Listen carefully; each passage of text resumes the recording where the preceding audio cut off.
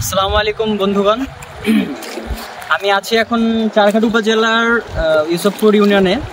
আর ইউসুফপুরের পাশেই পদ্মা নদী দেখতে পাচ্ছেন। এইদিকে পদ্মা নদী, পুরোটাই পদ্মা নদী। আর এটা চলে গেছে চারঘাট থেকে ওইদিকে, সর্দ থেকে ওইদিকে চলে গেছে পদ্মার যে অববাহিকা ওইদিকে চলে গেছে।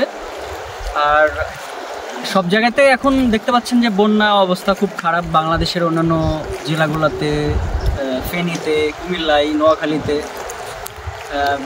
সব জায়গায় প্রায় সাতটি জেলাতে বন্যার পানিতে প্লাবিত হয়ে গেছে, চিটাগংয়ের দিকেও। আর পদ্মা নদীতেও অনেক পানি দেখতে পাচ্ছেন যে প্রায় ধারের উপরের দিকে উঠে চলে আসতেছে এখন নদী।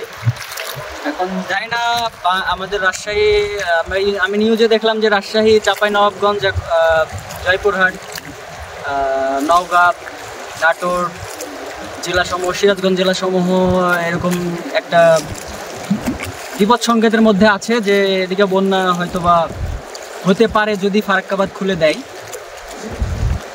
সম্ভবত এখনও কোনো ফারাক্কাবাদ খুলে দেয়নি ইন্ডিয়ার। যদিও চাপ যদি বেশি পড়ে যায় ওইখানকার, তখন হয়তো বা ফারাক্কাবাদও খুলে দিতে পারে, ধারণা করা যাচ্ছে।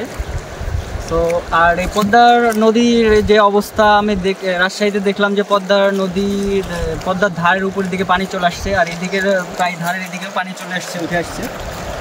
এদিকে আসেন ভাই। তো আপনারা বন্যায় প্লাবিত যেই অঞ্চলগুলো আছে, যেই জেলাগুলো আছে, তাদেরকে যা পারেন তাই দিয়ে সহায়তা করবেন।